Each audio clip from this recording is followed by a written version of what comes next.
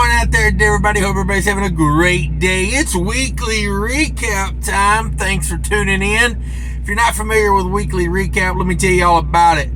I go over my loads I did for the week. We talk about some profit. We talk about why we did certain things. And I'm leased to an 80-20 split carrier. I don't talk about the carrier I'm leased to. I got a Freightliner Cascadia, a damn old plastic truck, you know what I mean? Profits, right? I get that a lot when I talk about fuel mileage. Oh, you'd be better off getting a hood truck. Why? Why would I want to spend $35,000 extra a year on fuel to do the same job? Oh, so I can resell it for only $10,000 less than I gave for it? Who cares? $35,000 a year at minimum you're pissing away. Anyway, rant's over. So let's talk about these loads. Slow and steady wins the race, I guess, would be the motto for what I'm doing right now. You know, a time and a place for everything, a season for this and a season for that would be my motto in trucking, because the spot market not looking so good right now. So what do? I fall back on the old steady eddies, the things that I run a little bit when the spot market's good, just to kind of, you know, keep my name in the mix. But for the reality of it is, you know, right now, I don't care for the spot market. It ain't for me. It ain't for me. I'm just not you know, I never am a big spot market. I want to do everything spot market type of guy. You might have some, you know, when everything peaks, you're going to peak. But, you know, it's like, I was talking to my buddy the other day about, you know, team driving. And I said, you know, there is no way I'd want to do loadboard team driving. It wouldn't be for me. I just wouldn't. If I was going to team up, I'd be on a contract of some sort, you know. Let's go to UPS. Let's go to FedEx. Let's go to R&L. Let's go do some hazmat, some of that, you know, refrigerated pharmaceutical stuff or something, you know. I mean, hey, I want some real money. I want to run spot market all the time, you know. Now, when things are just frothy, you know, I'll jump in there and get me some money. But for the most part, I like to slow and steady do it. That's how I like to do it. So let's talk about this week. Same as last week, honestly, and probably the week before. I just been going Minnesota, Maryland, or Minnesota to Virginia, up to Maryland, Maryland back to Minnesota. It's pretty damn simple. It's pretty profitable. And I don't know, it keeps things simple. I get home a lot doing this, so I kind of get like almost a full day off out on the road, so I can kind of handle some things out there, you know, like maintenance on the truck and stuff like that. I try to get all that done when I'm out there. Like if I need to crawl under the truck and work on something, you know, I get it done then. That way when I get to go home, everything's taken care of. You know, I handle my paperwork and all that out on the road. So that first load, Minnesota down to Virginia, negative 10 degrees, 42,000 pounds. I had 71 empty miles, 1202 on the loaded, 1273 total miles on that. That paid $4,200. And like I said, we chill out there for like almost a full day. And then we bring it back. We come up to Maryland and we grab a load right back to Minnesota. It's how I like to do it. Now, the only thing different from last week to this week is the backhaul was frozen instead of fresh. And makes no difference to me. They pay $100 extra when it's frozen. You know, so it's kind of like you're making the same money. You're putting that $100 bill into Reefer. So it's basically the same load. It's just sometimes it's frozen, sometimes it's fresh. I like loading out of this place. Now, the only thing is when it's frozen, it weighs a little more. They put a little more on it when it's frozen. So 26,000 pounds, negative 10 degrees, 55 empty miles on that, 1135 loaded, 1190 total. That load paid $3,000. And that's the week. Out back. That's how we do it. That's how we do it. I'm not a loadboard cowboy. I'm not gonna, you know, I'm not gonna sing Bon Jovi while I rock out on this loadboard freight. You know, it's I mean, I honestly, I feel sorry for you if you've built your business running spot market right now, because If there was any way possible, like I would try to get on something that's more dedicated or more, if you own a small fleet, I'd be trying to direct customer it. If it's just you, now might be the time to lease on somewhere that's got some contract freight. I know it goes against a lot of people's beliefs, but for right now, sometimes the money might be in the contract freight. Just saying.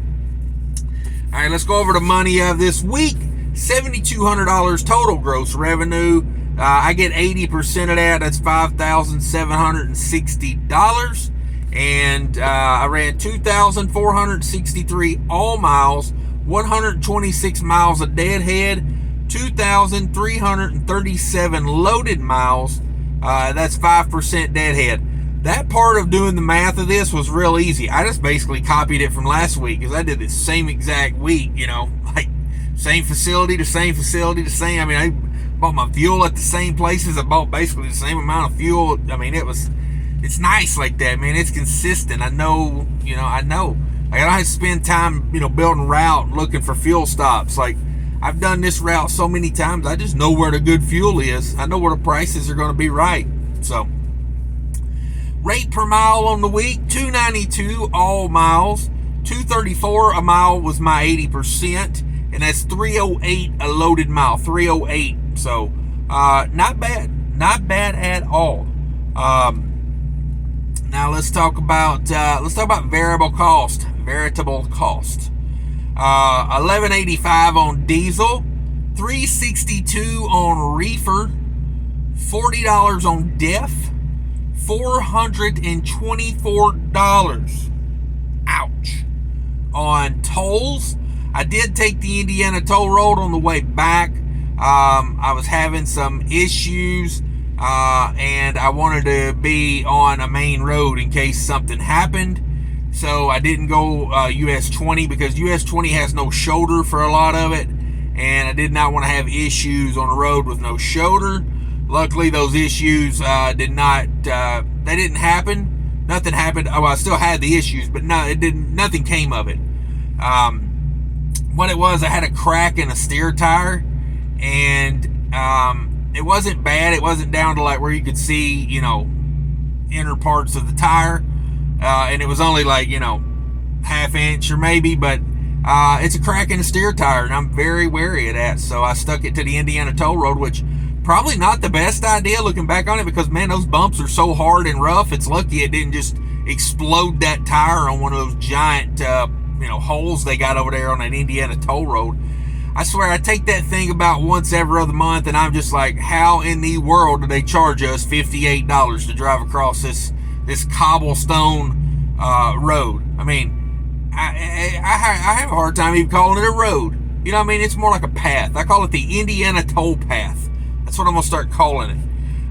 So, total on the variables are $2,011. Now, let's break it down. By $5,760 minus that $2,011 in variable cost leaves me $3,749 left to do what I have to do with. I put $500 in maintenance, and that basically went straight to a new steer tire. Come on, which leaves me $3,249. Fuel costs for the week, 48 cents per mile fuel costs for the week. So not doing bad at all. Not doing bad at all. I will take these weeks. I'm going to continue to do these until told otherwise. I just I don't see any reason to get off of them right now. And I'm enjoying it. It's a nice little simple run. If it's not for you, it's not for you. You know what I mean? Like, people act like sometimes in the comments that I'm telling them, you've got to do this too. I'm not telling you got to do it. I'm just saying this is what I did. They take offense to, I don't know, it's YouTube comments, right? Everybody takes offense to everything. If they ever have a YouTube comments conference, it's just gonna be a room full of Karens, if I had to if I had to guess how that goes. But that's it for the week, guys. Real short, real simple. I like them like this. We're going to keep knocking these out. You know what I mean? I don't know. Like, freight market ain't good. Do something about it. That's my opinion on it. If you don't like the rates, do something about it. You don't like the price of fuel, do something about it. And I know you can't change the price of fuel, but you can change how much fuel you're consuming. That's how you affect your fuel cost. So I don't know. I haven't been on YouTube much here the last week or so. It's an echo chamber of crybabies, is what it is. I mean, and let me tell you, as my brother DIY says, trucking don't care about your feelings. So don't get too far into your feelings on YouTube. You know what I mean? Because no one wants to hear it. And especially when you've made decisions in the past 2 years that have put you where you're at. You know, like, I don't know. But that's it, guys. I'm out of here. Thanks for watching so very much. I appreciate each and every one of my subscribers. Thank you very much. If you're not a subscriber, think about joining the club, and it's a very elite club. It's very, it's a club of gentlemen and ladies. I don't know what else to say about it. It's a good time, I think. Be sure to check out that description down there for links to Mudflap, all that good stuff. Amazon. If you're going to do Christmas shopping on Amazon, do me a favor, click my link down there and then go to Amazon through my link. And, whenever you buy those shiny Chinese trinkets, your boy Cash, you get 50 cents off of it. You know me. But anyway, guys, I'm out of here. Thanks for watching. Take care of each other, please. And remember, people are more important than trucking. Bye.